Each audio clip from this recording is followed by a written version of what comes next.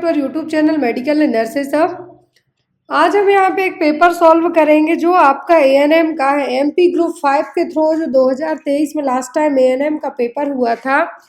Paper already मैंने channel पर update किया था, बस इंग्लिश फॉर्मेट है जो प्रॉपर विजिबल हो रहा था। हिंदी में बहुत सारे लोगों को प्रॉब्लम जा रही थी, तो आपके बहुत ज़्यादा कमेंट्स आए कि इस पेपर को दोनों लैंग्वेज में प्रॉपर शो करके आप एक बार एक्सप्लेन कीजिए।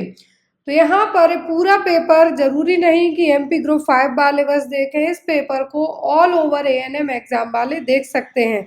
अपकमिंग टाइम में जितना बीएससी नर्सिंग या जीएनएम वालों के लिए वैकेंसी आई उतनी एएनएम वालों के लिए भी वैकेंसी आती जा रही है, तो आप लोग भी तैयारी है जो बहुत अच्छे से कीजिए।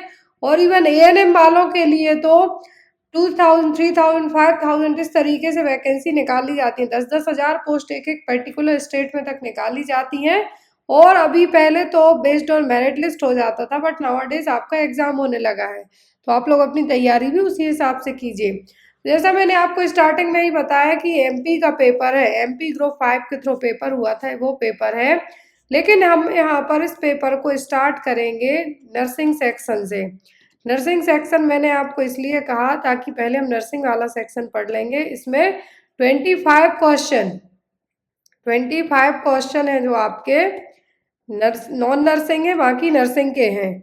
और यहाँ पर आपको मैं कोशिश करूंगी कि पूरा प्रॉपर है जो विजुअलाइज हो रहा हो। यदि मैंने इससे ज़्यादा स्क्रीन को जूम किया तो या तो आपका हिंदी वाला पोर्शन कटेगा या फिर इंग्लिश वाला कटेगा, थोड़ा सा एडजस्ट आप लोग भी करके है जो चलिए। तो यहाँ पर ये जो क्वेश्चन है, यहाँ पे क्वेश्चन है आपको पूरा पेपर मैंने है जो विथ आंसर कीज के है, लेकिन यहाँ पर आपको उतना प्रॉपर विजुअलाइज आंसर नहीं हो रहे हैं अभी, तो आपके लिए प्रॉपर आंसर भी बताए जाएंगे। और जिन्होंने अभी तक बुक को ऑर्डर नहीं किया है प्लीज़ बुक ऑर्डर कीजिए, अभी ऑफर में चल रही है। अदरवाइज बुक पर है जो एमआरपी बेस्ड फ्लिपकार्ट है जो सेट कर देगा, तो आपको वही सेम बुक 150 रुपीज़ है जो एक्स्ट्रा चार्ज पे करना होगा। अभी आपको 540 में बुक है जो अवेलेबल है, 540 रुपीज़ में बुक अवेलेबल है, तो आप लोग है जो ऑर्डर कर सकते हैं।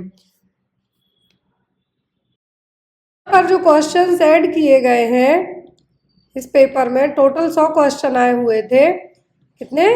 टोटल 100 एमसीक्यूज थे यहाँ पर आपके लिए।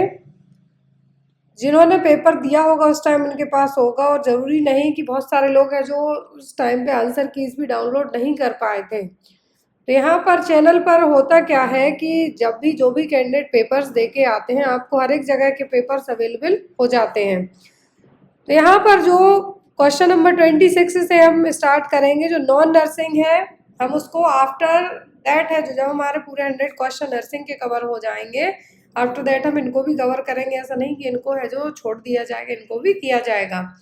क्वेश्चन है यहाँ पर आपको, smallpox was declared as eradicated worldwide in the year.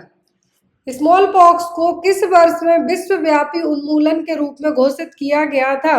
पूरे विश्व से है जो कब है जो घोषित किया गया था स्मॉल पॉक्स को? अभी नाउअडेज है जो स्मॉल पॉक्स की जब बात आई है, तो पोलियो का जो एरेडिकेशन भारत से हो चुका है।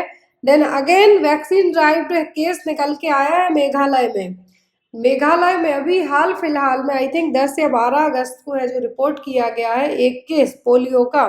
भारत में ये जनरली पोलियो है जो क्या है एरेडिकेट हो चुका है, लेकिन अभी ऐसा हुआ है और जो भी वैक्सीन ड्राइव्ड जो पोलियो कहा है उसके कारण। तो स्मॉल पॉक्स को भारत से कब है जो एरेडिकेट किया जा चुका है?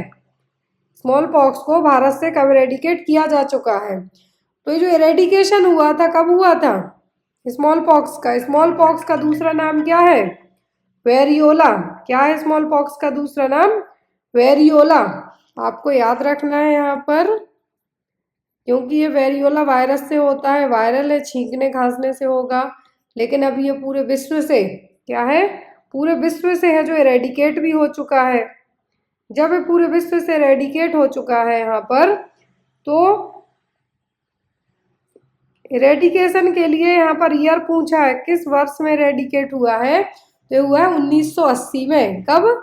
1980 में, 1980 में। आप चाहें तो इसको नोट डाउन कर सकते हैं।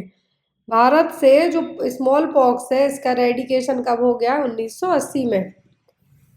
इसके फैलने का जो रूट है, मतलब ट्रांसमिशन रूट, वो क्या होता है? छींकने खांसने, जो ड्रॉपलेट न्यूक्लियाई है उसके कारण होगा।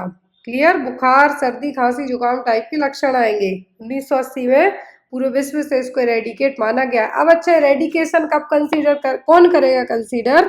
तो किसी भी बीमारी का एरेडिकेशन वाला जो सिस्टम है वो कंसीडर करता है वर्ल्ड हेल्थ ऑर्गेनाइजेशन। एरेडिकेशन वो जब करता है जब किसी भी पर्टिकुलर देश में 3 साल से उस बीमारी का कोई एक भी केस ना आया हो, तब जाके यदि 3 साल तक कोई भी एक केस नहीं आता है तब एरेडिकेट माना जाता है। तो स्मॉल पॉक्स को तो पूरे विश्व से एरेडिकेट कर दिया गया है। कब? 1980 में। क्लियर? नेक्स्ट क्वेश्चन है यहाँ पर, which responsibility of a community health nurse treat minor illness and elements? सामुदायिक स्वास्थ्य नर्स की कौन सी जिम्मेदारी मामूली बीमारी और बीमारियों का इलाज करती है? तो as a community health nurse किसी को भी माइनर इलनेस है, क्या है? किसी को भी कुछ माइनर इलनेस है तो कौन सी यहाँ पर इलाज है जो किया जाएगा? प्रोमोटिव, प्रिवेंटिव, क्यूरेटिव या फिर रिहेबिलिटेटिव? दैट मीन्स प्रोत्साहक इलाज, निवारक, रोग निवारक या फिर पुनर्वास? कौन सा इलाज यहाँ पे किया जाएगा? तो यहाँ पर जो इलाज किया जाएगा वो कौन सा होगा? तो वो होगा यहाँ पर आपका क्यूरेटिव। कौन सा? क्यूरेटिव। तो यहाँ पे आपका आंसर क्या होगा? क्यूरेटिव और रोग निवारक इलाज। यहाँ पे क्यूरेटिव या फिर रोग निवारक इलाज है जो आप याद रख सकते हैं। अगला क्वेश्चन है यहाँ पर, which agency is not an international agency? तो इनमें से अंतरराष्ट्रीय एजेंसी कौन सी नहीं है? इनमें से अंतरराष्ट्रीय एजेंसी कौन सी नहीं है? Indian Council for Child Welfare, Food Agriculture Organization, Red Cross Society या फिर यूनिसेफ? कौन सी नहीं है? तो जो यहाँ पर फूड एंड एग्रीकल्चर ऑर्गेनाइजेशन है जिसका हेडक्वार्टर कहाँ पर है? रोम में। कहाँ पर? रोम में। रेड क्रॉस सोसाइटी ये भी इंटरनेशनल है। यूनिसेफ है जो कि चिल्ड्रंस के लिए काम करती है। लेकिन Indian Council for Child welfare, भारतीय बाल कल्याण परिषद, ये भारत की है, ये नेशनल लेवल की है, भारत की है, इंटरनेशनल है। देखिए इसको थोड़ा सा भी जूम आउट कर रहे हैं तो पूरा फैल रहा है क्योंकि ऑलरेडी फुल जूम करके रखा है मैंने। अगला क्वेश्चन है यहाँ पर आपको, the study of improving the genetic qualities is known as? वंशानुगत गुणों में सुधार के अध्ययन को क्या कहा जाता है? यूथेनिक्स, यूजेनिक्स, मियोसिस या फिर हिस्टोन? मियोसिस और हिस्टोन तो नहीं है, मियोसिस और हिस्टोन तो नहीं है। अब आप बताइए कि क्या कहा जाएगा? तो जो वंशानुगत, मतलब कि यहाँ पर जो जेनेटिक क्वालिटीज है, जेनेटिक क्वालिटीज में क्या करना है? हमें इम्प्रूव करना है। तो जो स्टडी की जाती है वो कहलाती है यूजेनिक्स। क्या है? यूजेनिक्स। याद रखें, ये बहुत सारे एग्जाम में आया है, टर्म बहुत सारे एग्जाम में टर्म आया है। यूनिसेफ का यहाँ पे full form United Nation International Children's Emergency Fund. जैसा मैंने कहा कि ये जो यूनिसेफ है, जो क्वेश्चन नंबर 28 में हम बात कर रहे हैं, यूनिसेफ बच्चों के ऊपर काम करती है, बच्चों की हेल्थ, एजुकेशन, इन सब पे काम करेगी। Next one is lambdoid suture is found in between. तो लैम्डोइड सूचर किसके बीच में पाया जाता है? ऑप्शन में है आपको parietal and occipital bone of the fetal skull, मतलब भ्रूण की खोपड़ी की पार्श्विका और पश्चकपाल हड्डियों में। Parietal and frontal bone of the fetal skull, मतलब भ्रूण की खोपड़ी के पार्श्विका और ललाट की हड्डियों में। Two parietal bone of the skull या फिर two frontal bone of the skull. कहाँ पे पाया जाता है? Lambdoid suture. इसका नाम लैम्डोइड क्यों रखा गया? क्योंकि ये फिजिक्स का जो लैम्डा शेप होता है उस तरीके का देखने में लगेगा, इसीलिए इसको क्या कहा गया है यहाँ पर? लैम्डोइड सूचर। और जो लैम्डोइड सूचर कहाँ पे होता है? पेराइटल और ऑक्सीपिटल बोन में, फीटल स्कल की खोपड़ी में।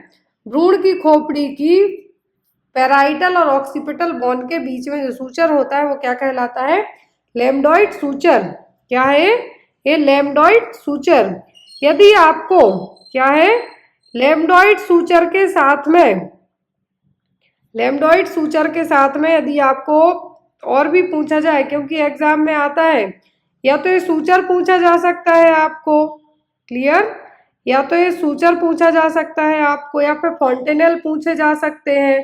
तो यदि लैम्डॉइड पूछा गया है तो क्या है आपका, पैराइटल और ऑक्सीपिटल बोन के बीच में, फीटल स्कल में जो पैराइटल और स्कल बोन है यहाँ पे है, जो क्या पाया जाएगा, लैम्डॉइड सूचर।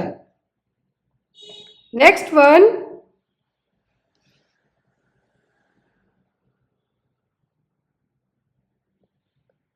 अगला क्वेश्चन है यहाँ पर, health promotion include all except, तो हेल्थ प्रमोशन में सभी चीजें शामिल है, स्वास्थ्य प्रचार में सभी सम्मिलित हैं किसी एक को छोड़कर।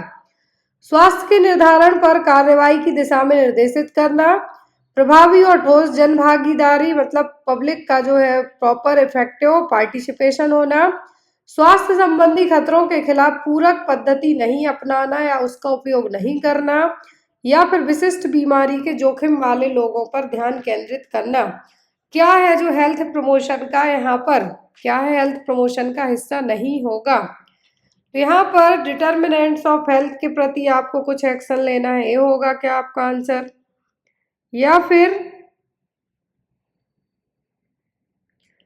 फिर आपका होगा कि पब्लिक का कंप्लीट पार्टिसिपेशन होना चाहिए, या फिर फोकस करना चाहिए स्पेसिफिक डिसीज पर। तो सब कुछ होगा, लेकिन यहाँ पर डज नॉट अप्रोच और use complementary method against the health hazard, स्वास्थ्य संबंधी खतरों के खिलाफ पूरक पद्धति नहीं अपनाना है, उसका उपयोग नहीं करना है, तो और यूज किया जाएगा जब तो आपकी जो हेल्थ प्रमोशन है, वो हेल्थ प्रचार है आपका, और इफेक्टिव होगा। क्या होगा, इफेक्टिव होगा। तो आपका आंसर क्या होगा यहाँ पर, ऑप्शन नंबर सी।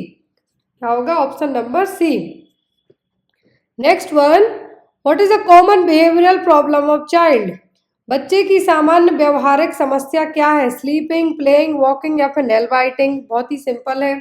छोटे बच्चों में आपने देखा होगा कि उनको नाखून चबाने की आदत बहुत होती है, बहुत ज़्यादा, और उसको छुड़ाना बहुत कठिन भी हो जाता है कभी कभी। तो यहाँ पर ये जो नाखून चबाना है बच्चे की, एक व्यवहारिक समस्या कहलाएगी। क्या है, व्यवहारिक समस्या कहलाएगी। खेलना, सोना और टहलना ये सब तो नहीं आएगा व्यवहारिक समस्या में, नाखून वो बैठे बैठे कभी भी चबा सकते हैं। अगला क्वेश्चन है यहाँ पे आपको, which antibody are present in breast milk, स्तन के दूध में कौन सी एंटीबॉडी पाई जाती है, ब्रेस्ट मिल्क में कौन सी एंटीबॉडी होती है, आईजीजी, आईजीएम, आईजीडी, या फिर आईजीए, कौन सी एंटीबॉडी रहती है। तो सबको पता होगा यहाँ पे होती है आईजीए। कौन सी, आईजीए। अगला क्वेश्चन है यहाँ पर आपको लग रहा होगा कि ये पेपर मैम ने बनाया है, तो भाई पेपर मैंने नहीं बनाया है, ऑफिशियल आंसर की है जो मैं आपके सामने प्रेजेंट कर रही हूँ। अगला क्वेश्चन है यहाँ पर, cessation of menstruation is known as, और एक चीज और बता दूं, ये एएनएम की है। अदरवाइज यहाँ पर जो भी लोग ग्रुप 5 के स्टाफ नर्स के पेपर्स पीडीएफ फॉर्मेट में पढ़ना चाहते हैं तो उनको पीडीएफ भी अवेलेबल है, आपको परचेस करनी पड़ेगी। Cessation of menstruation is known as, मासिक धर्म के बंद होने को किसके रूप में जाना जाता है, स्पर्मेटोजेनेसिस, मिनार्ची, मेनोपॉज, या फिर ओव्यूलेशन। तो यहाँ पे ओव्यूलेशन का मतलब होता है एग का रिलीज होना, एग रिलीज होना एवरी मंथ साइकिल में। मिनार्की का मतलब होता है स्टार्ट होना, ना कि बंद होना। बंद होने को क्या कहेंगे हम, बंद होने को कहा जाता है मेनोपॉज। आफ्टर 50 ईयर के बाद फीमेल्स में जो 13 ईयर से जो किसी में 12 और 13 ईयर में जो पीरियड्स आना स्टार्ट होते हैं, मिनार्ची स्टार्ट होती है, उसी के बंद होने को कहा जाता है, मासिक धर्म के बंद होने को क्या कहा जाता है, मेंस्ट्रुएशन साइकिल के बंद होने को मेनोपॉज।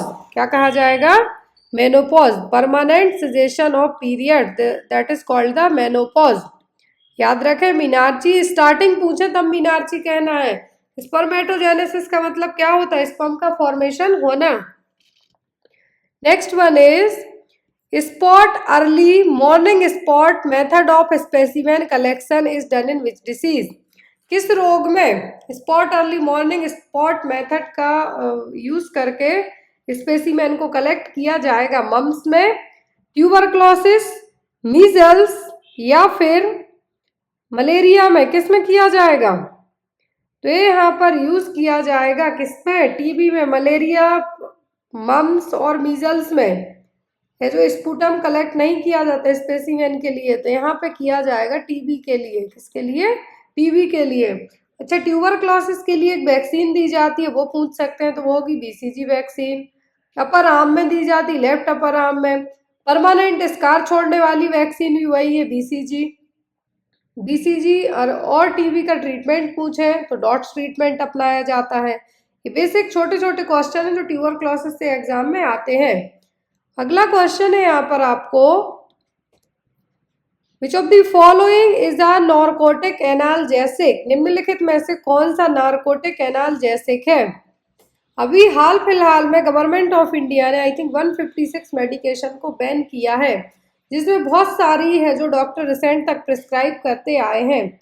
आप चाहें तो गवर्नमेंट की वेबसाइट पे जाके चेक कीजिए, हो सकता है आपको एग्जाम में आ सकती हैं। इवन पैरासीटामोल और मेफ्टॉल का जो कंबाइंड डोज है उसको भी बंद कर दिया गया है, अभी हाल इमीडिएट इफेक्ट से बैन कर दी गई है। तो यहाँ पे आपको एनाल्जेसिक का मतलब होता है दर्द निवारक। एनाल्जेसिक का मतलब क्या होता है, दर्द से छुटकारा देने वाली मेडिकेशन। वो यहाँ पर कौन सी है, हेलुसिनेशन, हेरोइन, कोकेन या फिर ओपियोइड्स। नारकोटिक पूछी है, नारकोटिक आ गया, मतलब यहाँ पर कौन सी होगी, तो वो होगी यहाँ पे आपकी हीरोइन। क्या होगी, heroin. Next one, the interval from onset of non specific sign and symptom to more specific symptom क्या है। निम्नलिखित में से कौन है जो गैर विशिष्ट संकेतों और लक्षणों की शुरुआत से लेकर अधिक विशिष्ट लक्षणों तक के अंतराल के रूप में जाना जाता है। Terminal stage, convalescent stage, illness stage या फिर प्रोड्रोमल स्टेज। मतलब नॉन स्पेसिफिक साइन सिम्टम उतने हैं जो लक्षण क्लियर पता नहीं चल रहा किस डिसीज के हैं, और वो जब बढ़ते जा रहे तो स्पेसिफिक सिम्टम की तरफ बढ़ रहे हैं, तो वो कौन से कहलाएंगे, टर्मिनल, कॉन्वल्जेंट, इलनेस या फिर प्रोड्रोमल स्टेज। ये कहलाती है प्रोड्रोमल अवस्था। मतलब जो लक्षण क्या है यहाँ पर, लक्षण क्या है आपके शुरुआत से लेके मिक्स टाइप के हैं, जो कन्फाइंड नहीं हो पा रहे हैं, नॉन स्पेसिफिक है, स्पेसिफिक नहीं है, non specific to specific symptom की तरफ जा रहे हैं, तो ये क्या है, ये prodromal stage. Next one is, राष्ट्रीय जल आपूर्ति और स्वच्छता कार्यक्रम कब शुरू किया गया था। National water supply and sanitation programme was initiated in, राष्ट्रीय जल आपूर्ति और स्वच्छता कार्यक्रम कब शुरू हुआ था, तो हुआ था 1954 में। यहाँ पे आपको घुमाने की जरूरत नहीं है, डायरेक्ट आंसर याद होना चाहिए। राष्ट्रीय जल आपूर्ति और स्वच्छता कार्यक्रम, तो इसकी शुरुआत हुई थी 1954 में। कब हुई थी, 1954 में। अगला क्वेश्चन है आपको, the term of polyuria is used for, बहुमूत्रता या फिर पॉलीयूरिया क्या है, पॉलीयूरिया। पॉली वर्ड जुड़ गया मतलब बहुत ज्यादा, यूरिया मतलब यूरिन, तो यहाँ पर पॉलीयूरिया का मतलब क्या होगा, तो पॉलीयूरिया का मतलब होता है बहुत ज्यादा अमाउंट में यूरिन पास करना। क्या है, बहुत ज्यादा अमाउंट में यूरिन पास करना। यहाँ पर 2000 ml से ज्यादा और 2 लीटर से ज्यादा है जो यदि यूरिन पास करते हैं पर डे, तो पॉलीयूरिया में कंसीडर किया जाएगा। क्या है, पॉलीयूरिया में कंसीडर किया जाएगा। यदि यूरिया में ब्लड प्रेजेंट है, मूत्र में क्या है आपके ब्लड है, यूरिन में ब्लड है, तो इसको कहा जाता है हेमेटोयूरिया। क्या है, हेमेटोयूरिया। यदि पस है तो कहा जाएगा पायूरिया। या आप लोग ये चीज नोट डाउन कर सकते हैं, जो भी लोग इस पेपर को देख रहे हैं।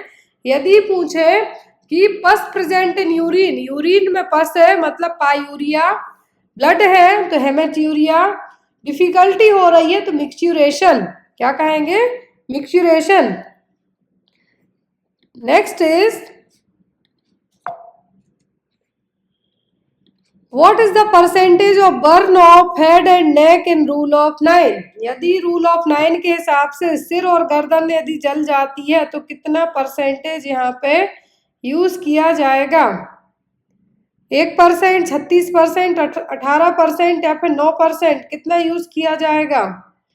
तो यदि हेड और नेक पूछे, याद रखें, यदि रूल ऑफ 9 में सिर और गर्दन पूछे तो होगा कितना, 9%। नेक और हेड फ्रंट और बैक साइड मिला के बात की जा रही है, नेक और head front side and back side, तो 9% कंसीडर किया जाएगा। यदि जेनाइटल ऑर्गन पूछे, जेनाइटल ऑर्गन कवर होते हैं तो क्या होगा यहाँ पर, 1%। क्या होगा, 1%।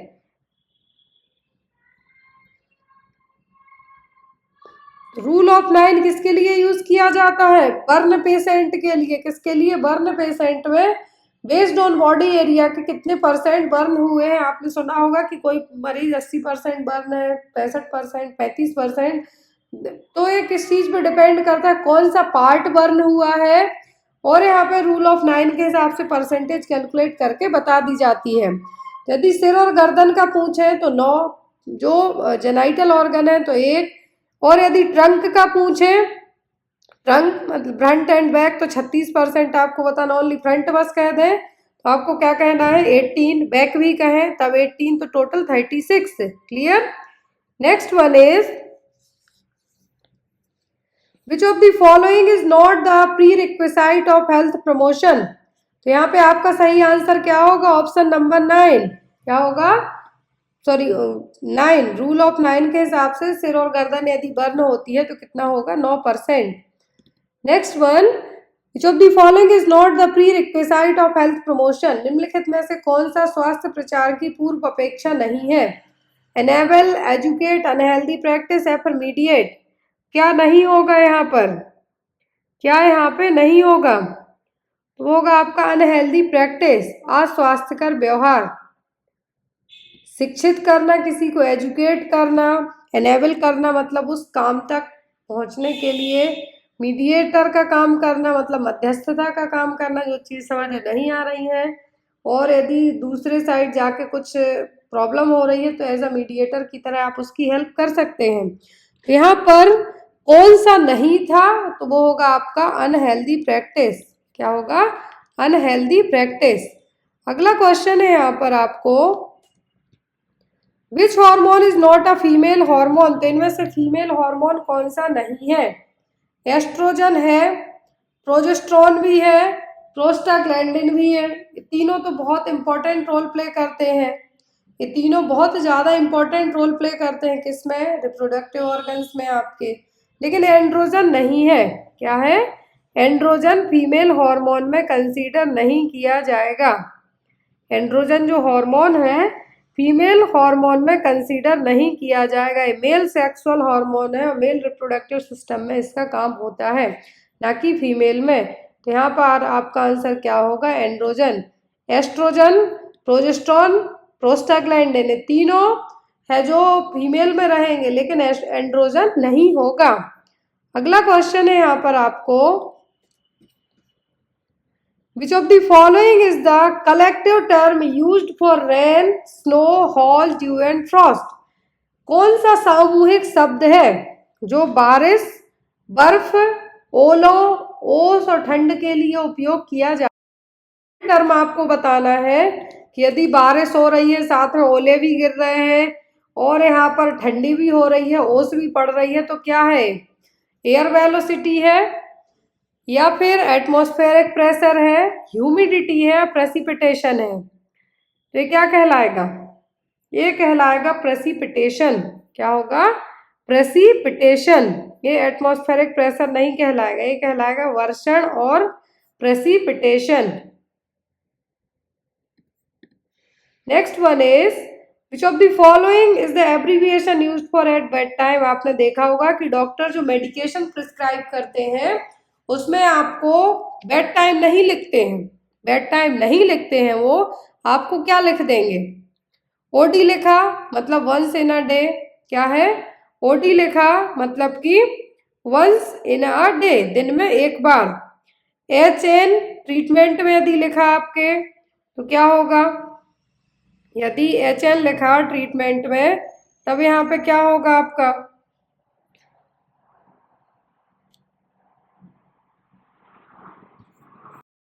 बेड टाइम की मेडिकेशन लिख दी जाए तो यहाँ पे क्या वर्ड है जो यूज किया जाएगा, बेड टाइम मेडिकेशन में तो वो होगा HS। क्या होगा? HS। OD मतलब कि वंस इन अ डे, मतलब दिन में एक बार। Clear? Next one is total number of bones in the female pelvis are. महिला श्रोणि में हड्डियों की कुल संख्या कितनी होती है? 4, 3, 2, 5। कितनी होती है? फीमेल पेल्विस की बोन यहाँ पे पूछी है, कितनी होती है? फीमेल पेल्विस में जो बोन होंगी कितनी होंगी? 4 होंगी, 3 होंगी कि 2 होंगी? तो यहाँ पर टोटल कितनी बोन होती हैं? 4।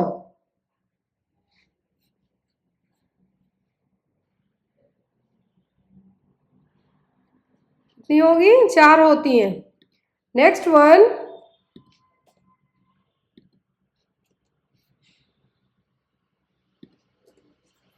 which role of community health nurse ensures that services are provided not just to individual and families but also to group and population? तो एज सामुदायिक स्वास्थ्य नर्स की कौन सी भूमिका सुनिश्चित करती है कि सेवाएं जो दी जा रही हैं केवल व्यक्ति के परिवार और समूहों को नहीं है, वो सभी के लिए है। यहाँ पर मैनेजर मतलब प्रबंधक, लीडरशिप, क्लिनिशियन या फिर एजुकेटर। क्या होगा यहाँ पे आपका आंसर? कि जो भी सेवाएं हैं, जो कम्युनिटी हेल्थ नर्स का यहाँ पर क्या रोल प्ले होगा कि जो भी सेवाएं दी जा रही हैं ओनली ग्रुप के लिए नहीं है, किसी इंडिविजुअल फैमिली के लिए, वो सब के लिए है। एक किसी पर्टिकुलर पर्सन के लिए नहीं है, वे सभी के लिए हैं। तो ये होगा आपका एज अ चिकित्सक। क्या है? एज अ चिकित्सक। मान लीजिए आप किसी एरिया में आपकी ड्यूटी लगती है, आप उनकी केयर करते हैं उन पर्सन्स की, तो वो आपका एज अ क्लिनिशियन होगी केयर। जो आपका रोल होगा यहाँ पर एज अ क्लिनिशियन होगा।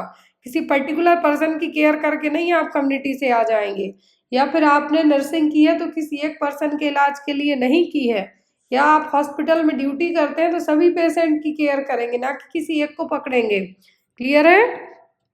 अगला क्वेश्चन है यहाँ पर, which contraceptive method is permanent method in female? कौन सी गर्भ निरोधक विधि महिलाओं में स्थायी विधि है, मतलब परमानेंट? एक होती है टेम्पररी। तो टेम्पररी में जो कॉपर्टी आ गई आपकी, जितने भी यहाँ पर पिल्स हो गई, या फिर माला डी माला एन हो गई। लेकिन परमानेंट के बाद है जो यहाँ पर क्या किया जाएगा, एज ए सर्जिकल मेथड भी आप इसको कह सकते हैं। तो फीमेल में जो सर्जिकल होगी वो क्या होगी? ट्यूबेक्टोमी। फेलोपियन ट्यूब को कट करके टाई अप किया जाएगा।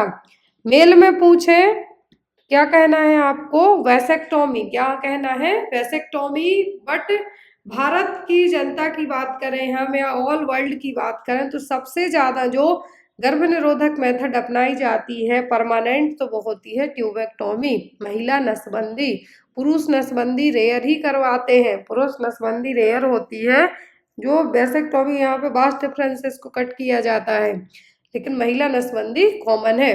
इंट्रायूट्राइन डिवाइस में अलग अलग ईयर वाइज, जो मतलब कितने साल के लिए आप बच्चा नहीं चाहते हैं, गैप चाहते हैं, तो उसके लिए IUD की अलग अलग क्लासेस हैं। यहाँ पे कॉन्डोम यूज़ किया जा सकता है, सबसे चीप और ओनली सिंगल मेथड जो सेक्सुअली ट्रांसमिटेड डिसीज से बचा सकती है।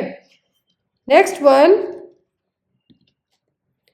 Anaemia is a condition in which level is lower than normal. तो एनीमिया एक ऐसी स्थिति है जिसमें किसका स्तर सामान्य से कम हो जाता है? सोडियम का, पोटेशियम, कैल्शियम या हीमोग्लोबिन का। तो यहाँ पर एनीमिया में क्या घटेगा? पोटेशियम घटेगा, सोडियम की कैल्शियम? तो ये घटेगा आपका हीमोग्लोबिन लेवल। क्या है? Haemoglobin level.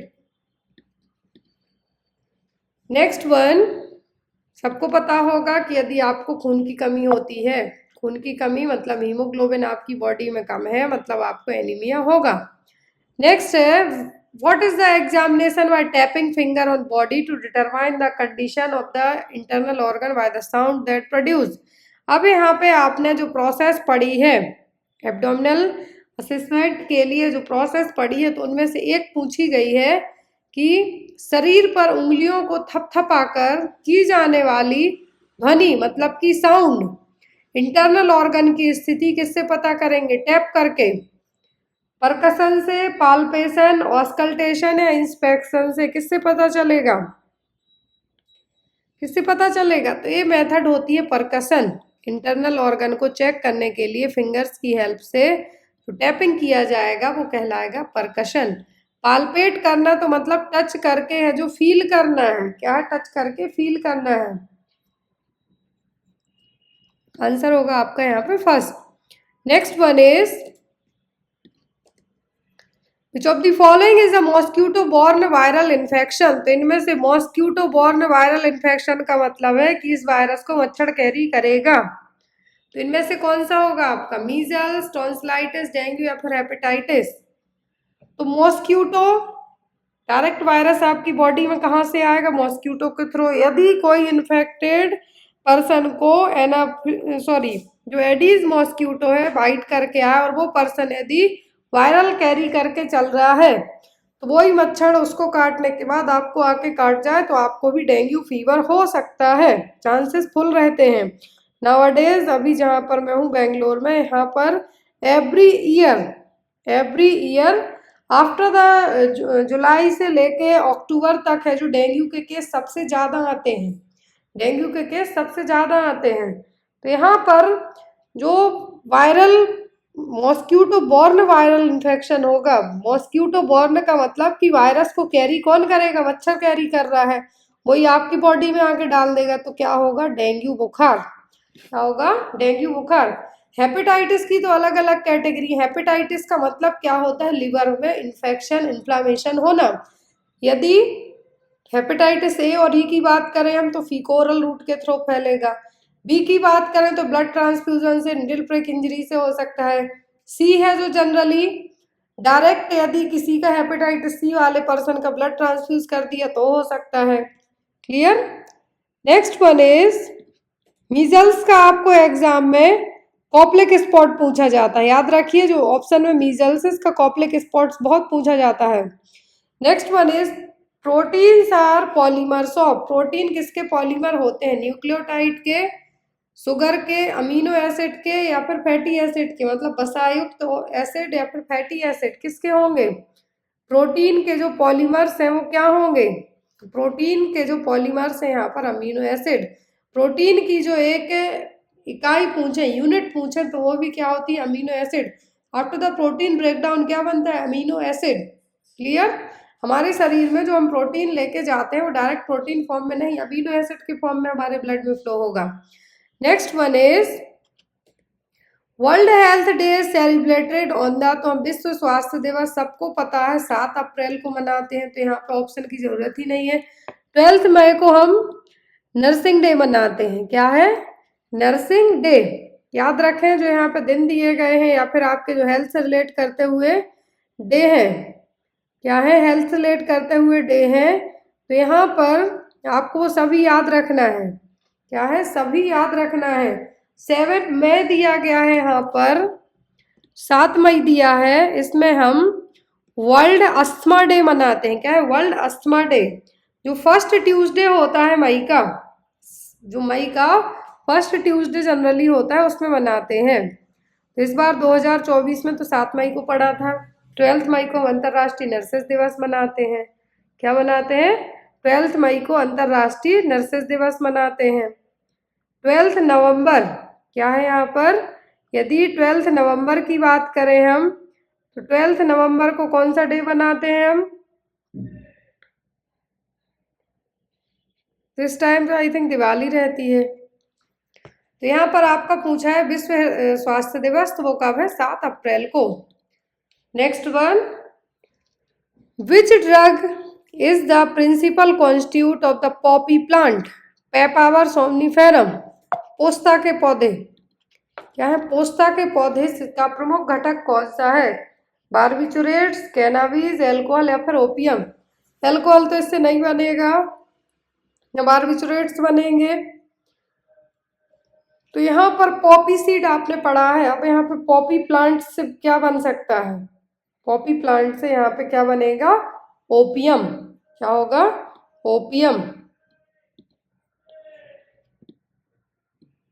अगला क्वेश्चन है यहाँ पर, तो जो भी लोग इस पेपर को देख रहे हैं इस पेपर को देखिए, पेपर आपके लिए बहुत हेल्पफुल होगा। जब भी आप किसी भी एग्जाम पेपर के 100 क्वेश्चन सॉल्व करते हैं तो आपको ओनली वो 100 क्वेश्चन बस सॉल्व नहीं होते हैं, यहाँ से आपको बीच बीच में जो बातें बताई जाती हैं वो आपको इम्पोर्टेंट ही होती। कोई गप्पे तो हम लड़ाते नहीं हैं किसी भी क्लास में, क्योंकि इतना टाइम ना आपके पास होता है ना मेरे पास होता है। तो यहाँ पर पर्टिकुलर क्वेश्चन पेपर में जब 100 क्वेश्चन आप सॉल्व करते हैं या 50 क्वेश्चन सॉल्व करते हैं तो आपको उनके ऑप्शन से भी आंसर बनते हैं। याद रखें एग्जाम में आपको ऐसा ही होता है, यदि सेम एज क्वेश्चन पेपर नहीं आया है तो आपको उनके ऑप्शंस में से तक कुछ ना कुछ आ जाता है। अगले क्वेश्चन में यहाँ पर the term used to describe the state of being diseased, बीमारी रोगग्रस्त होने की स्थिति का वर्णन किसके द्वारा किया जाएगा? माइक्रोसेफेली, मोर्टेलिटी, मॉर्बिडिटी या फिर स्कैबीज। तो स्कैबीज तो ईच माइट के थ्रू होने वाला इन्फेक्शन है। क्या है? इन्फेक्शन है। मॉर्टेलिटी डेथ रेट को डिस्क्राइब करेगी, किसको? डेथ रेट को, मृत्यु के लिए, मरने के लिए। माइक्रोसेफेली मतलब स्मॉल साइज हेड, जो सिर की साइज है वो क्या है? छोटी है। मॉर्बिडिटी, मॉर्बिड का मतलब क्या होता है? बीमार होना। मॉर्बिड का मतलब होता है बीमार होना। रोगग्रस्त होने की स्थिति का वर्णन किसके द्वारा किया जाएगा?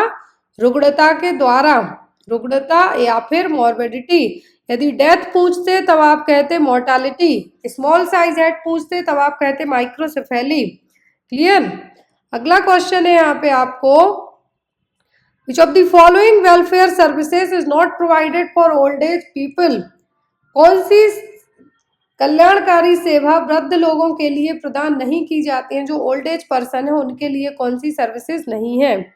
Medical care at concessional rate, pension, involuntary organization या फिर ओल्ड एज होम। क्या है जो यहाँ पे आंसर होगा आपका? तो जो पेंशन दी जाती है वृद्ध लोगों के लिए एक रियायती रेट में, उनको मेडिकेशन भी प्रोवाइड की जाती है, रियायती दर मतलब कम दाम पर।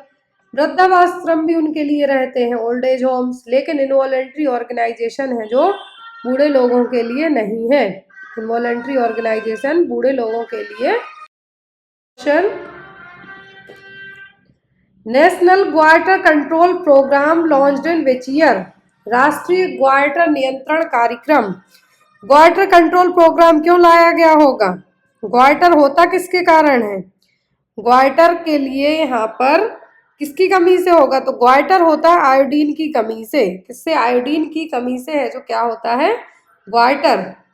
अब यहाँ पर आयोडीन की कमी, जो ग्वाइटर हो रहा है यहाँ पर आयोडीन की डेफिशिएंसी से, तो यहाँ पर क्या होगा कि जो आपकी थायराइड ग्लैंड है, थायराइड ग्लैंड है क्या कर रही है? यहाँ पे हार्मोन डिस्टर्ब हो रहे हैं, तभी तो ग्वाइटर होगा, आयोडीन की कमी होगी मेनली।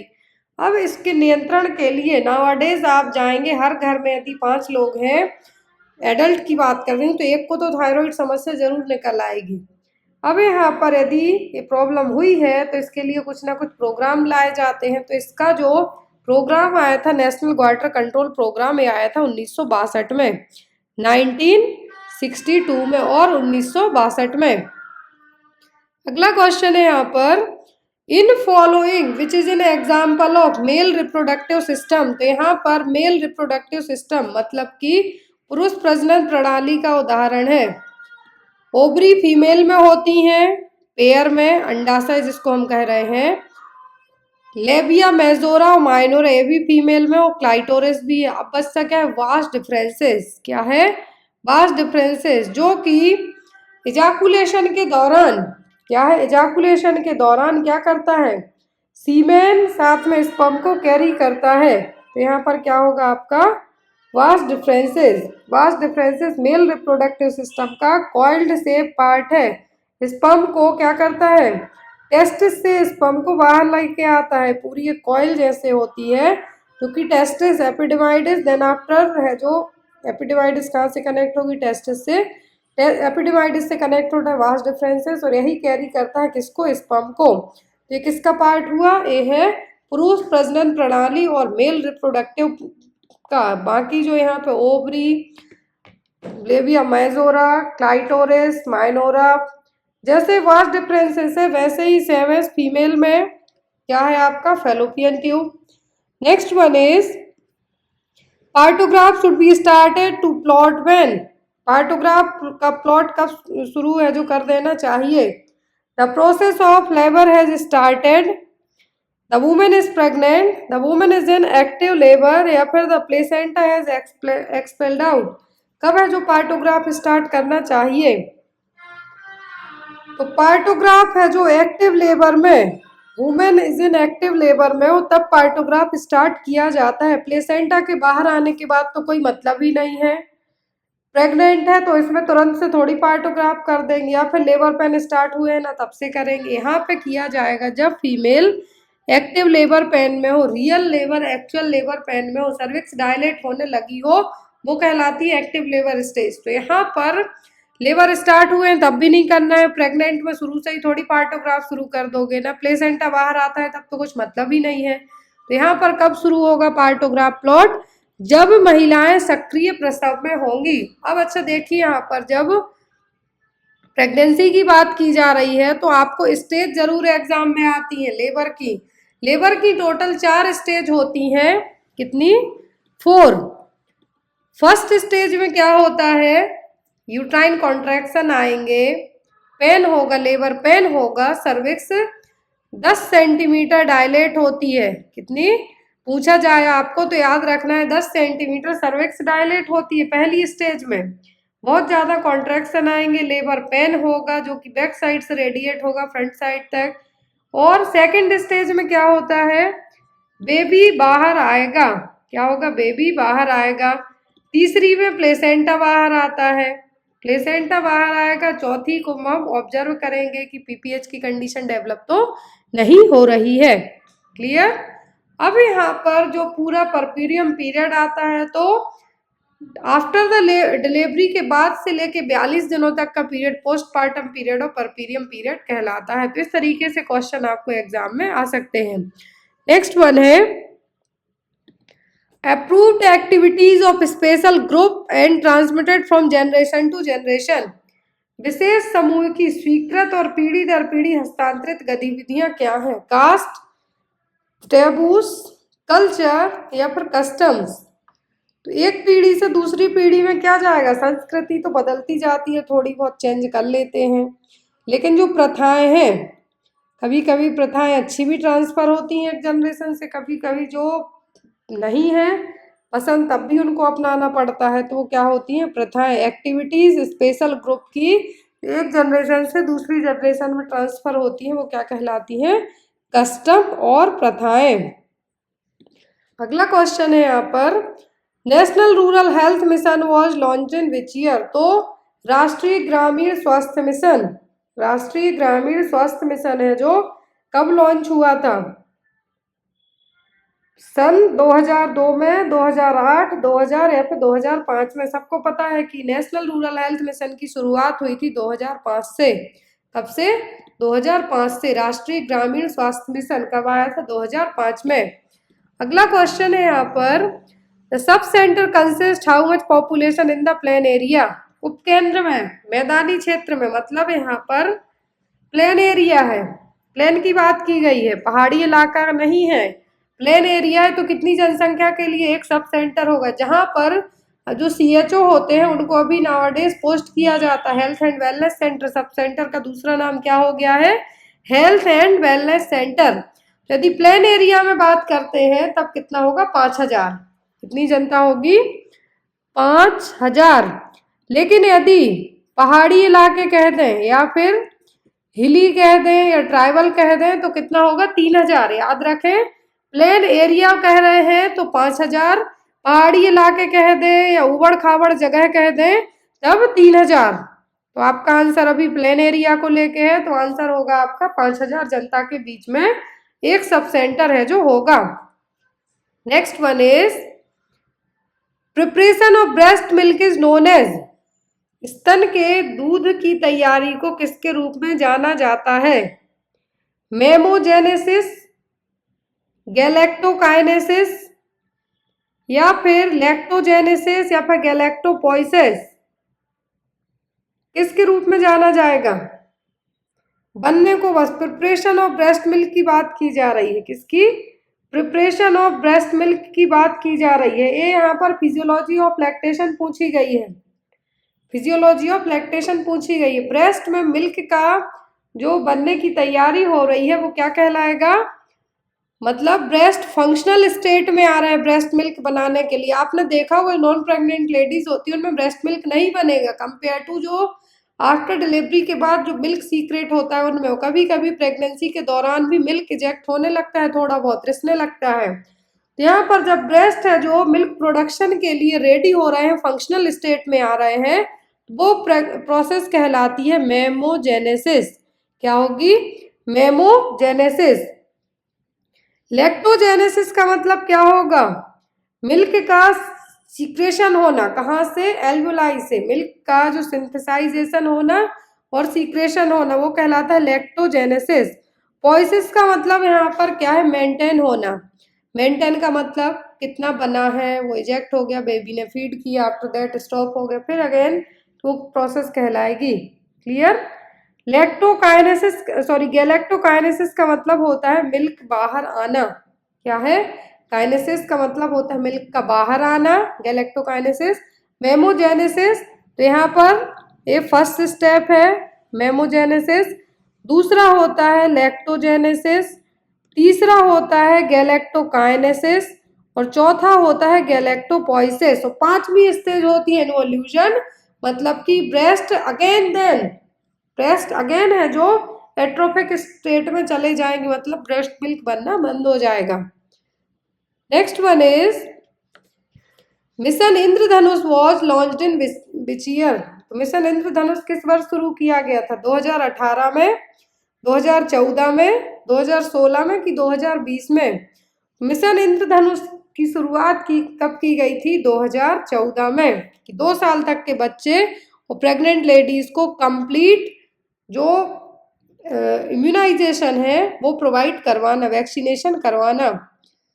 नेक्स्ट वन है यहाँ पर whooping cough is caused by, मतलब यहाँ पर काली खांसी किसके द्वारा होगी, Staphylococcus aureus, Clostridium botulism, Bordetella pertussis या फिर स्ट्रेप्टोकोकस ओरियस। काली खांसी या फिर 100 डेज की खांसी, 100 दिन की खांसी या काली खांसी, इसके लिए जो रिस्पॉन्सिबल होता है वो होता है बॉर्डेटेला पर्ट्यूसिस नाम का बैक्टीरिया। और एक काली खांसी है जनरली 2 ईयर तक के बच्चों को मोस्टली अफेक्ट करती है, किसके लिए, 2 साल तक के बच्चों के लिए छींकने खांसने स्नीजिंग से होगी, ट्रांसमिशन इसका ऐसे ही फैलेगा ये। तो यहाँ पर बॉर्डेटेला पर्ट्यूसिस, क्लोस्ट्रीडियम बोटुलिज्म के द्वारा तो फूड पॉइजनिंग हो सकती है, क्या होगी, food poisoning. Next one is which one is an easy method of disposal of dry refuse.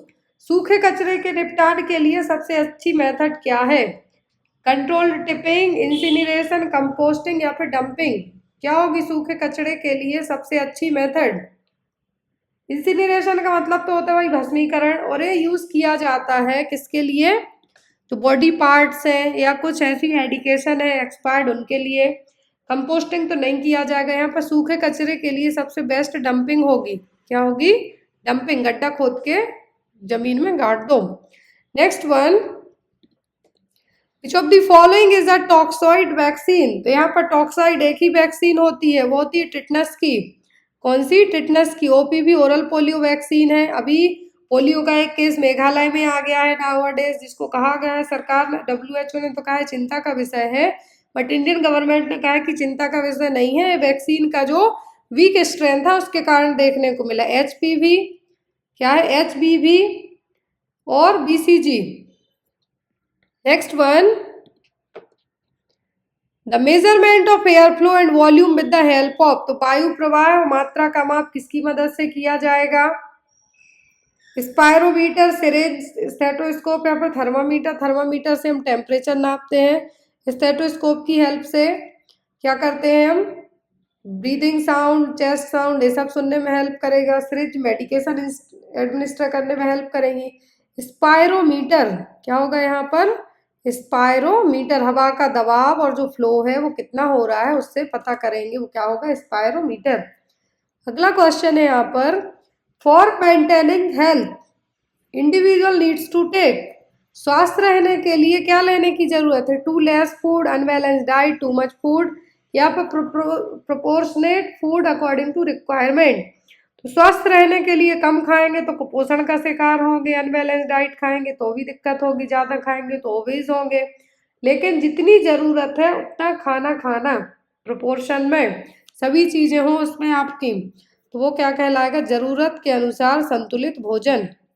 क्या है? Proportionate food according to the requirement, जितनी आपके शरीर को ज़रूरत है उतना खाना। नेक्स्ट वन, स्वच्छ Bharat mission was launched in which year? तो स्वच्छ भारत मिशन कब स्टार्ट किया गया था? 2019, 2012, 2004 या फिर 2014 में? तो स्वच्छ भारत मिशन आया था 2014 में। कब?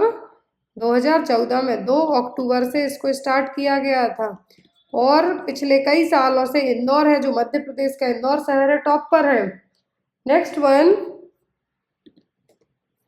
Pentavalent vaccine contains. तो पेंटावेलेंट वैक्सीन में क्या क्या रहेगा? PCV plus HIV, hepatitis B, measles, mumps, rubella, haemophilus influenza B, या फिर न्यूमोकोकल वैक्सीन। ऑप्शन सी में DPT हेपेटाइटिस बी और हीमोप्लस इन्फ्लुएंजा बी, या फिर DPT हेपेटाइटिस बी और PCV। क्या होगा? पेंटा का मतलब होता है क्या? 5 5। अब इसमें क्या क्या होता है? DPT तो होता है, फिक्स है, याद रखना है तो हमेशा याद रहेगा, DPT होगा, और हेपेटाइटिस बी भी होता है, साथ में हीमोप्लस इन्फ्लुएंजा बी भी होता है। PCV न्यूमोकोकल नहीं होता है, न्यूमोकोकल नहीं होता है इसके साथ में।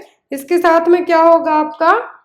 पेंटावेलेंट के साथ में diphtheria, pertussis, tetanus, hepatitis B और हीमोप्लस इन्फ्लुएंजा बी, जो कि 6 वीक, 10 वीक्स एंड 14 वीक्स में बच्चे को एडमिनिस्टर किया जाता है। 1.5 महीने वाला, 2.5 महीने वाला वैक्सीन आपने पढ़ा है वही है। पेंटावेलेंट वैक्सीन में 5 वैक्सीन एक ही साथ होती है, इंट्रामस्कुलर रूट से है, जो बच्चे को दिया जाता है।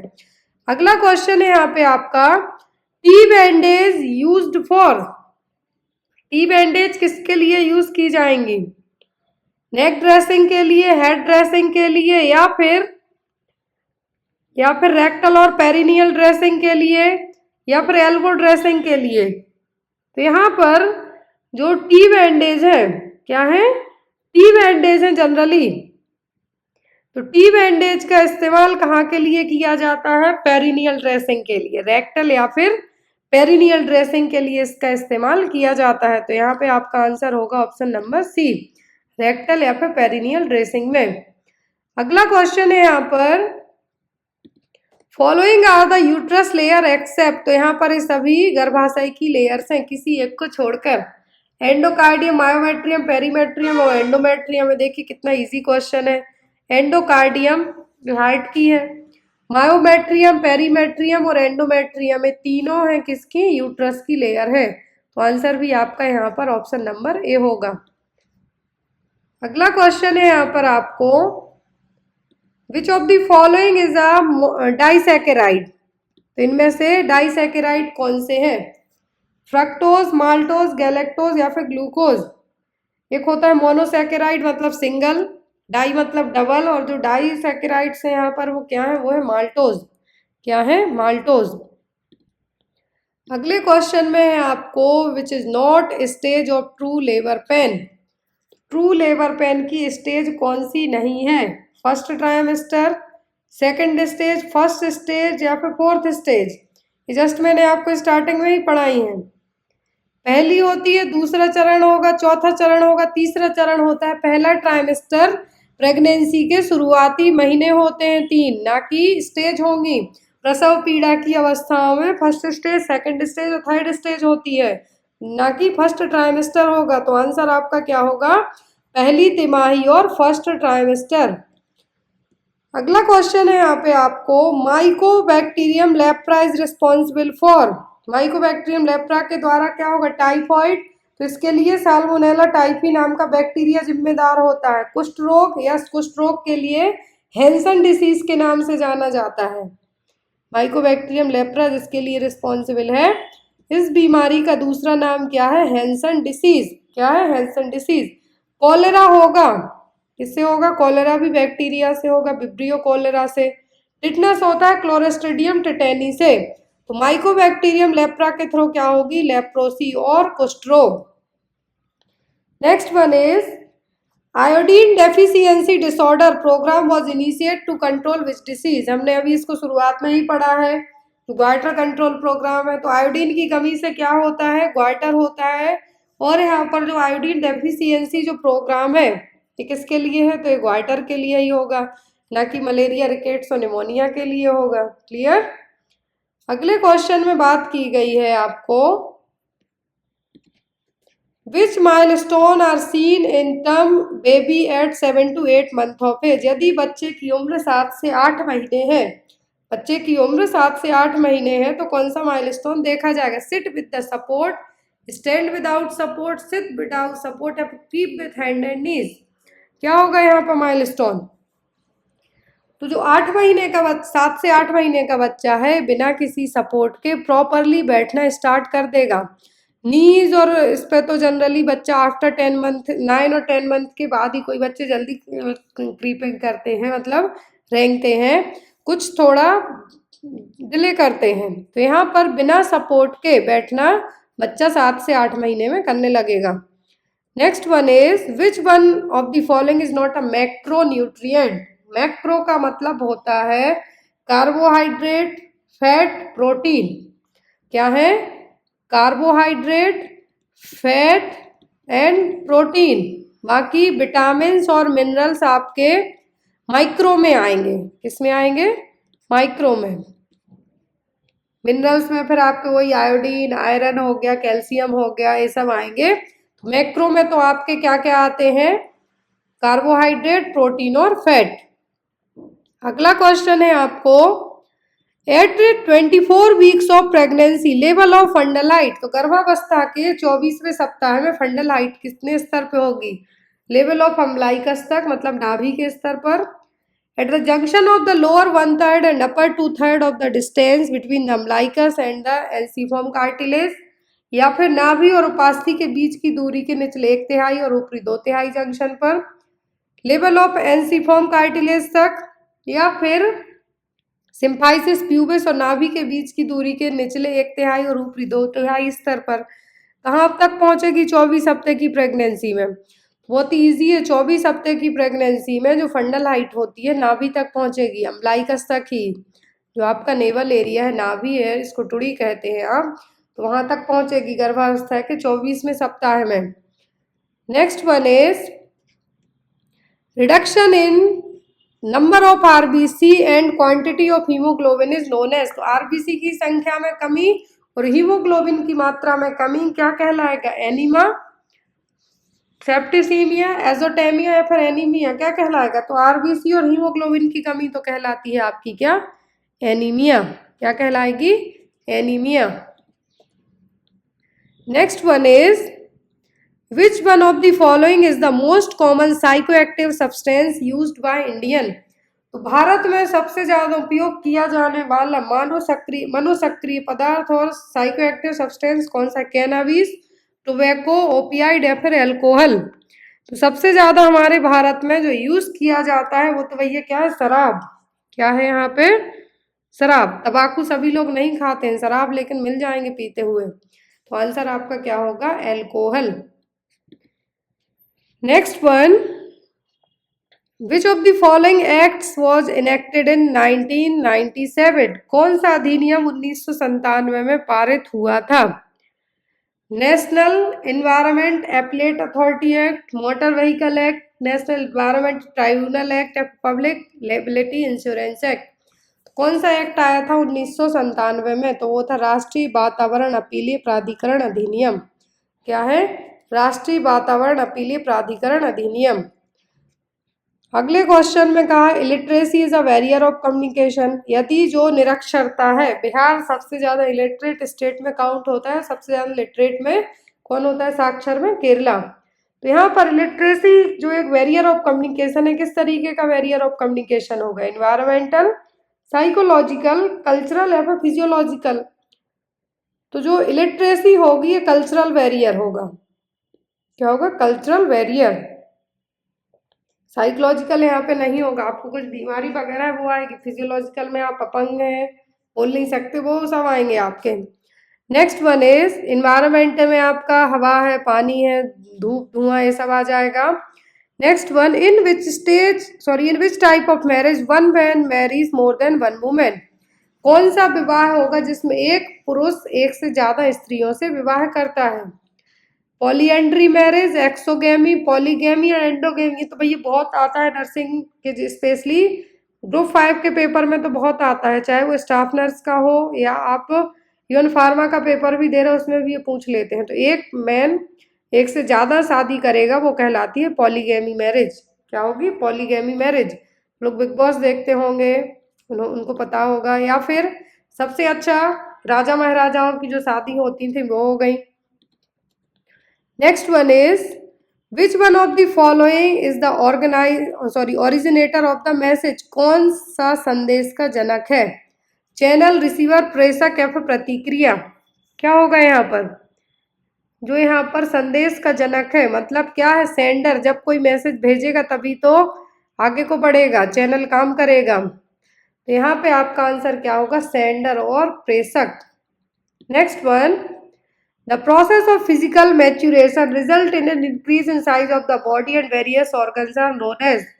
शारीरिक परिपक्वता की प्रक्रिया के परिणाम स्वरूप शरीर की साइज और विभिन्न अंगों में वृद्धि को किसके रूप में जाना जाता है? डेवलपमेंट मतलब विकास, वृद्धि, टर्म बेबी या लो बर्थ वेट बेबीज। तो टर्म बेबी मतलब जो बच्चे 37 वीक की प्रेगनेंसी के बाद पैदा होते हैं। लो बर्थ वेट मतलब जो 2.5 kg से कम वजन के होते हैं, less than 2.5 kg।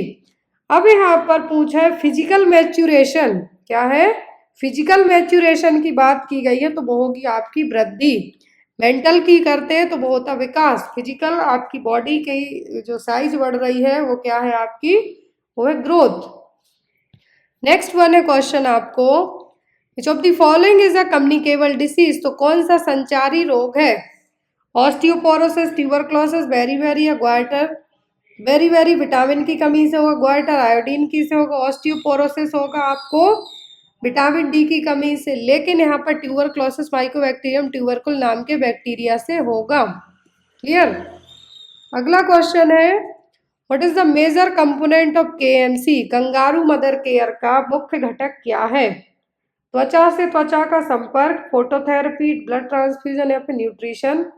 Kangaroo mother care क्यों दी जाती है? बच्चे को हाइपोथर्मिया से प्रिवेंट करने के लिए। तो यहाँ पर मेन एम क्या होता है? Skin to skin contact.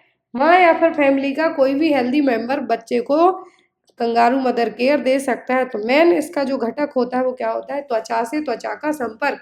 Phototherapy तो यूज की जाती है जॉइंटिस वाले बच्चे के लिए। किसके लिए? जॉइंटिस वाले बच्चे के लिए। Next one, exercise is not helpful in health when.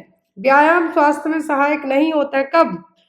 Strengthening the body muscle and bones, strengthening the heart muscle, poor immune system या फिर इम्प्रूव्ड इम्यून सिस्टम। तो जब हमारा जो इम्यून सिस्टम है कमजोर होगा, आप कितनी भी एक्सरसाइज कर लो तो आपकी बॉडी को है जो उतना हेल्प नहीं मिलेगी। तो क्या होगी? रोग प्रतिरोधक क्षमता कमजोर होने पर व्यायाम है जो आपके लिए हेल्पफुल नहीं होगा।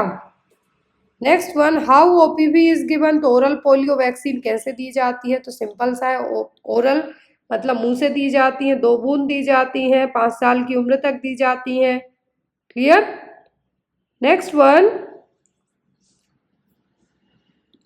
अ sub centre should provide minimum of how many services in a week. तो जो उप स्वास्थ्य केंद्र एक सप्ताह में कितने दिन केयर प्रोवाइड करते हैं? 4 दिन, 6 दिन, 7 दिन या फिर 5 दिन। तो सब सेंटर है क्या है? उप स्वास्थ्य केंद्र है, एक हफ्ते में कितने दिन केयर प्रोवाइड करवाते हैं? तो एक हफ्ते में 6 दिन। कितने? 6 डेज। अगले क्वेश्चन में आपको which substance used to counteract the effect of poison is called as. किसी भी विष के प्रभाव को कम करने में उपयोग किए जाने वाले पदार्थ क्या कहलाते हैं? एंटीडोट, एंटासिड, कार्मिनेटिव या फिर एमेटिक्स। एमेटिक्स तो वॉमिटिंग के लिए है, कार्मिनेटिव एनिमा के लिए दिया जाता है, एंटासिड यदि किसी को एसिडिटी वगैरह उसके लिए। किसी भी पॉइजन के इफेक्ट को कम करने के लिए काउंटरैक्ट के तौर पर जो यूज किया जाता है वो कहलाते हैं एंटीडोट। क्या होंगे? Antidote. Next one, instrument use for measuring atmospheric pressure. तो एटमॉस्फेरिक प्रेशर बस को दवा के लिए क्या यूज करेंगे हम, क्या यूज किया जाएगा? साइक्रोमीटर, हाइड्रोमीटर, बैरोमीटर या फिर थर्मामीटर। तो थर्मामीटर हम इस्तेमाल करते हैं टेम्परेचर चेक करने के लिए, यहाँ पे यूज होगा आपका बैरोमीटर। क्या होगा? बैरोमीटर। आंसर होगा आपका बैरोमीटर। अगले क्वेश्चन में बीसीजी इज यूज्ड फॉर। तो बीसीजी किसके लिए यूज की जाती है? सीधा सा आंसर होगा आपका टीबी के लिए और ट्यूबरक्लोसिस के लिए। डिप्थीरिया के लिए तो डिप्थीरिया की, हेपेटाइटिस के लिए हेपेटाइटिस बी वैक्सीन है, पोलियो के लिए ओपीवी भी दिया जाता है और आईपीवी भी दिया जाता है। तो यहाँ पे क्या होगा? टीबी और tuberculosis. Next one, increased independence is needed in which stage. किस चरण में स्वतंत्रता की वृद्धि की जरूरत होती है? चाइल्डहुड में, एडोलेसेंस, ओल्ड एज या प्रीनेटल एज में? तो ये आपने देखा होगा कि जो इंडिपेंडेंसी बच्चों को कब जरूरत पड़ती है? जब वो 10-11 साल से ज़्यादा के होने लगते हैं, तब उनमें इंडिपेंडेंस स्टेज की ज़रूरत ज़्यादा फील होती है, स्वतंत्र अपने से मन का काम करने की। तो होती है एडोलेसेंट स्टेज। सभी लोग इस फेज से निकल चुके हैं। Next one, pyrexia is the elevation of body temperature above. Pyrexia का मतलब होता है हाई ग्रेड फीवर। क्या होगा? High grade fever. अब पायरेक्सिया, यहाँ पे हाई ग्रेड फीवर क्या रिप्रेजेंट करेगा? तो वो होगा 37 डिग्री सेल्सियस और 37 डिग्री सेल्सियस। नेक्स्ट में है यहाँ पर, विच one of the following is not a chemical agent. तो इनमें से केमिकल एजेंट कौन सा नहीं है? डिटॉल है, फिनॉल है, क्रिसॉल है। सबको पता है डिटॉल, फिनॉल, क्रिसॉल। लेकिन बर्निंग और जलाना ये किस में आएंगे? केमिकल एजेंट नहीं है। नेक्स्ट है आपका माउंटेक्स टेस्ट। माउंटेक्स टेस्ट किसके लिए किया जाता है? तो ये होता है ट्यूबरक्लोसिस के लिए। किसके लिए? ट्यूबरक्लोसिस के लिए माउंटेक्स टेस्ट और ट्यूबरकुलिन टेस्ट, जिसमें पीपीटी डेरिवेटिव इंट्राडर्मल रूट से इंजेक्ट किए जाते हैं और 48 to 72 आवर के बाद इसकी रीडिंग है जो ली जाती है। अगला क्वेश्चन है, Asha worker is trained and guided by. तो आशा वर्कर की ट्रेनिंग और गाइडिंग का काम कौन करता है? ANM, medical officer, voluntary health agency या फिर आंगनवाड़ी वर्कर? तो आशा वर्कर को ट्रेनिंग देने का काम करती हैं ANM worker, auxiliary nurse midwife. Accredited social health activist को कौन है जो प्रशिक्षित करेगा, निर्देशित करेगा? तो वो होंगी एएनएम वर्कर। लास्ट क्वेश्चन है, what do you mean by dysmenorrhoea. Dysmenorrhoea का मतलब क्या है? फर्स्ट मेंस्ट्रुएशन, तो ये तो मीनाक्षी होगा। पेनफुल मेंस्ट्रुएशन, ये होगा आपका क्या? डिस्मेनोरिया। एब्सेंस का मतलब होता है एमनोरिया। एक्सेसिव ब्लीडिंग हो रही है यदि, तो एक्सेसिव ब्लीडिंग का मतलब क्या होगा यहाँ पर? एक्सेसिव ब्लीडिंग को मेट्रोरेजिया कह सकते हैं। तो ये था एमपी का पेपर एएनएम का। आई होप आपको पेपर अच्छा लगा हो और आपके जो भी डाउट वगैरह रह जाते हैं तो आप बेझिझक होकर पूछ सकते हैं। Thank you for watching us. Bye bye, take care, have a good day.